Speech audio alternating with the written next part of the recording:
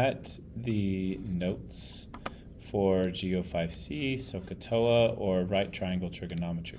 I'm going to start by making a copy. When I make a copy of this, that allows me to edit it with my own pieces, and those are what I'll take a screenshot and submit into the assignment. So we are going to be going back and forth and all around this acronym SOH, CAH, TOA. What they mean is they're groups or combinations. So SOH is a combination where it helps us remember that the sine of an angle is equal to the opposite O over the hypotenuse H. Let's take that a little bit further. For the cosine, that means that we're going to have C for cosine, and that's going to be the adjacent A over the hypotenuse H.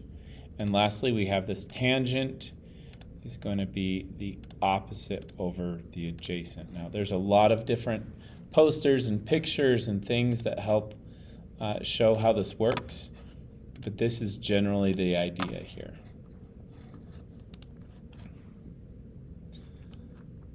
Let's revisit each of those, but now partner it with a picture and use some three-letter abbreviations for each of the words instead of writing them out with their full length.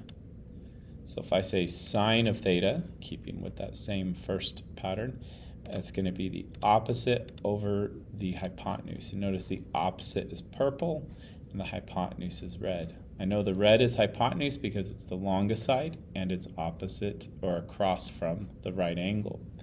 And the purple is opposite because it's across from this theta angle, that Greek letter theta. Okay, let's do cosine is going to be equal to the adjacent over the hypotenuse.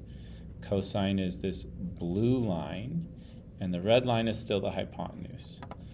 So if we're looking at this angle here, the purple is across, but the blue line is right next to it.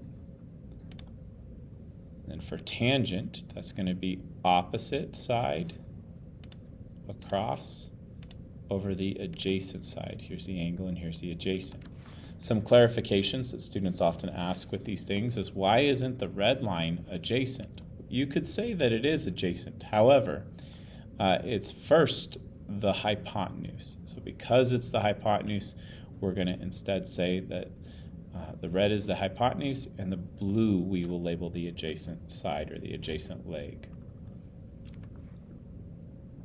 Now let's look at some mixed examples with those same ideas. So I'm going to fill in this first angle A combinations with sine, cosine, and tangent. For sine, again, we're doing the opposite over the hypotenuse.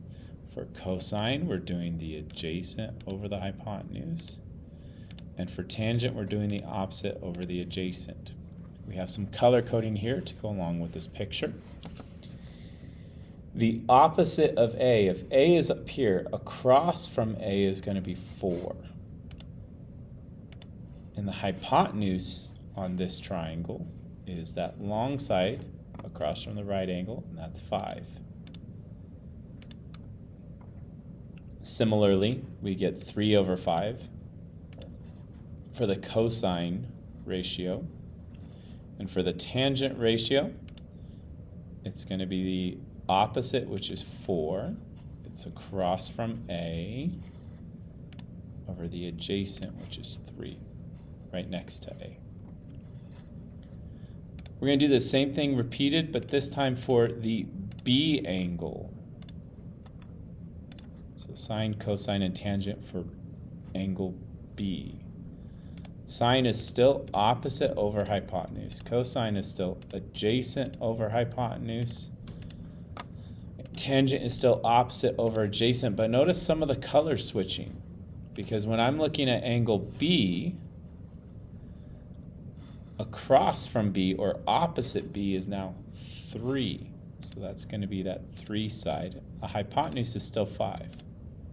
But my opposite and my adjacent have switched because I was up here at A, now I'm down here at B. So 3 is across and 4 is adjacent. So then I'll have 4 over 5 for the adjacent over hypotenuse, and finally 3 over 4 for the opposite over adjacent. Very similar in the way that these fractions are getting set up, but just minor differences depending on where you are in the triangle. Looking at this second example here, it still has all the same kind of ingredients, but the triangle is kind of flipped upside down a little bit. Sometimes students will wonder, is 12 the hypotenuse or is 13 the hypotenuse? We can tell that 13 is the hypotenuse because it's across from the right angle and it's also the longest side. So if I start doing the same things I did before, sine, cosine, and tangent, all for angle A, I'll still have opposite over hypotenuse, opposite, adjacent over hypotenuse. For sine is opposite over hypotenuse, SOH. Cosine is CAH, adjacent over hypotenuse. And tangent is the TOA, TOA. In this case, sine of A is here, across from it is 12, and the hypotenuse is 13. Cosine, the adjacent is 5, and the hypotenuse is 13, because if we're at A, the adjacent side here is 5, right next to it. And then lastly, we have 12 over 5 for the opposite over the adjacent. When we're looking from angle A, 12 is opposite, 5 is adjacent. All right, let's do, again, repeat, but this time switch the angles. We're going to look from angle B. These first, the second column, I should say, it just copies over. It's opposite over hypotenuse, adjacent over hypotenuse, and opposite over adjacent. But what is opposite changes. Before it was the blue side, the 12. Now that we're at B, we're over at this other angle. Across from B is 5, so that will be 5 over 13. Adjacent over hypotenuse will be 12 over 13. And then opposite over adjacent will be 5 over 12. So you get very similar answers, but there's these minor differences, these details that we should be aware of. Let's look at how we can set these up in equations and solve them. When I look at this first picture, I notice that I have an angle and I have two sides marked. And those two sides compared to this angle are across from it and adjacent. So that means we have the opposite and the adjacent sides. If I know that I have the opposite and adjacent sides, I'm going to be using the tangent relationship, which means I'll have opposite over adjacent. From here, I'm going to replace each of these pieces with numbers. So I'll say tangent of 57 is equal to, well, opposite 57 is 8, and adjacent to it is x. And then I can go ahead and solve that equation. What I had was tangent 57 over 1 equals 8 over x. What you might notice is that on a lot of these, I've started putting the trig side, or the sine, cosine, tangent piece, over 1. Whenever you divide by 1, it doesn't change the actual value, but it makes it look like a proportion, where we have a fraction equals fraction. That just makes it look like a familiar process where we can set this up and cross multiply. After I've cross multiplied, I can divide by tangent on both sides, and it would look like this. X equals 8 times 8 divided by tangent 57. I'm going to leave that there. Actually, I'll copy and paste it in to the picture.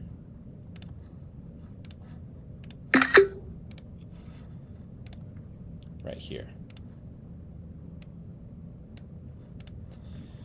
But now look at this second row. There's something interesting going on here. It has another angle filled in. I know that angle is 33 because if I started with 57 and 90 degrees, the three angles together have to add up to 180. If I did a calculation subtracting 57 and 90 from 180, I would get 33. What I want to ask now is, let's say I use this blue angle instead of the 57. Let's say I use the 33 instead of the 57. I want to use the 33. I still have the opposite and adjacent sides because x is across from 33 and 8 is adjacent to it.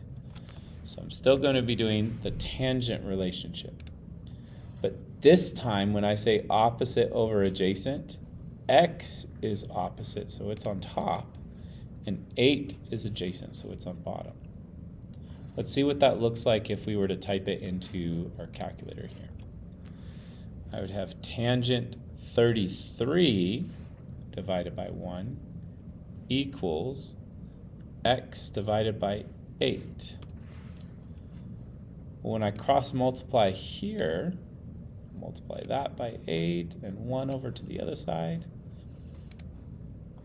I just get x equals 8 tangent 33. So I have two answers that look different and they had a different setup, but they actually have the same calculated value. Let's see what I mean by that. If I were to click over here just to get a decimal approximation, I could click on the tangent 57 and then divide, and it gives me 5.195. Similarly, if I clicked on the tangent 33 and multiply, I get 5.195. So depending on how you set it up, you can get the same answer two different ways, which is helpful because in some of the questions that you are asked with this kind of exercise, it's going to ask you which types of answers are correct, and you might have more than one type of answer that's correct. Okay, let's do at least one more, but we'll see if we can finish with all of them. For this one, when I'm looking at 42 degrees, I know that the 42 is here and the 12 is actually the adjacent side, and I have the hypotenuse. If I have the adjacent and hypotenuse, that means that I'm going to be doing AH. If I look back at my original patterns, I'm using CA or cosine. So I'll change this to cosine. And that's going to be the adjacent over the hypotenuse. We'll have cosine of 42 degrees. And the adjacent side is 12. And the other side, the hypotenuse, is x. I'm going to refresh this page, reload it. So we have cosine of, I believe it was 42. Yep, 42 degrees equals 12 over x. Doing the same thing, you're just cross multiplying, and then we can divide by that cosine 42 just to get x by itself. We wind up getting 12 divided by cosine 42.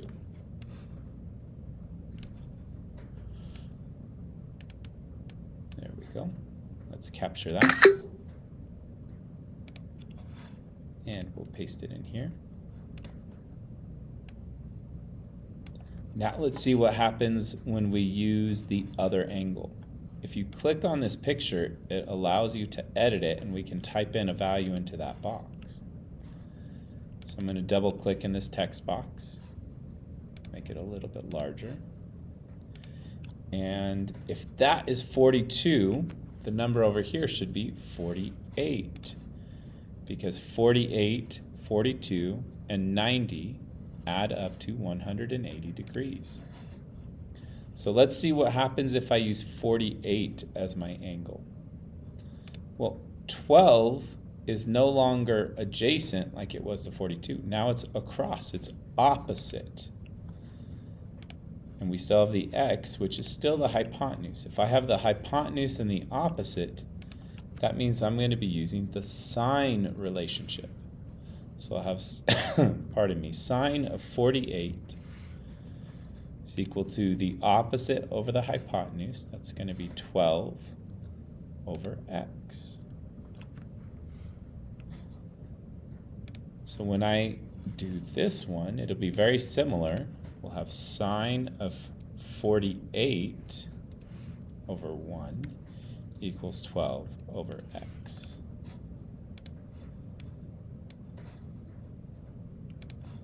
And again, we can cross multiply.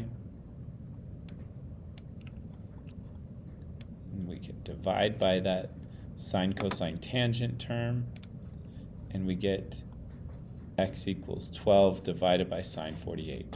If you're not sure if they do match up, just click through to get the decimal approximation. And they sure do. I get 16.148. Let's screenshot that piece.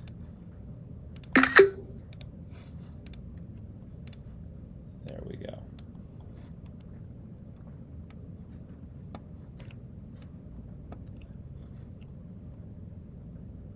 We'll go ahead and leave it at that one. Or no, we'll do one more. We will delete these last two rows. They're a little bit extra. It's good practice, but right now we can just limit ourselves to these.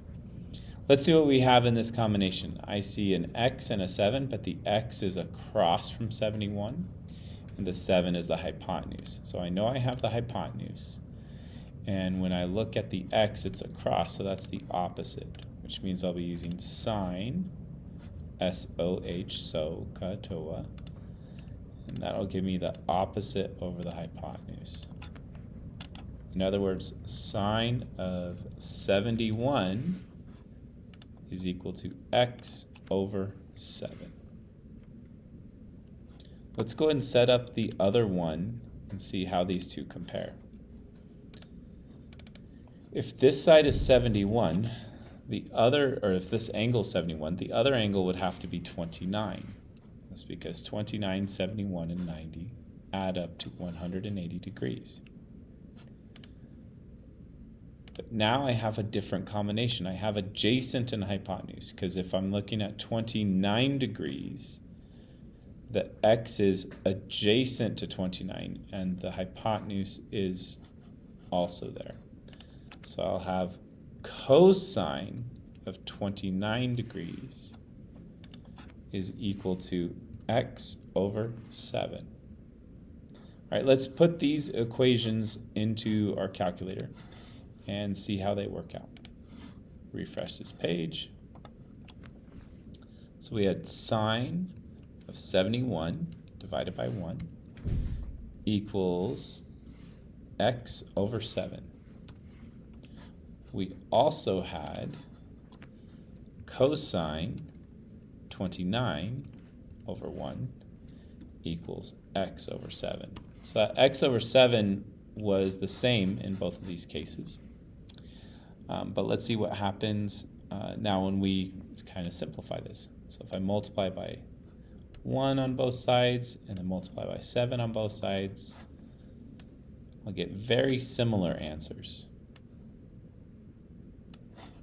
So 7 sine 71 degrees and 7 cosine 29 degrees. These are my two answers.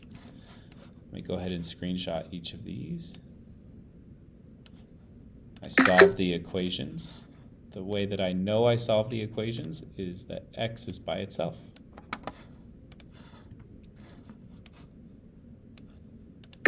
If I wanted to confirm that these answers are in fact the same calculated value, I could use some more additional clicks to get the decimal approximations. And on one of these I get 6.619, and on the other one we have 6.122. There's a slight difference, but they're close enough that we would count them as equal.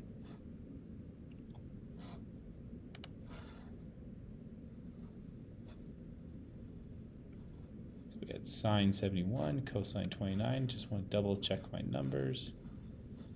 Excellent, looks good. And that's it. Those are the examples for this video.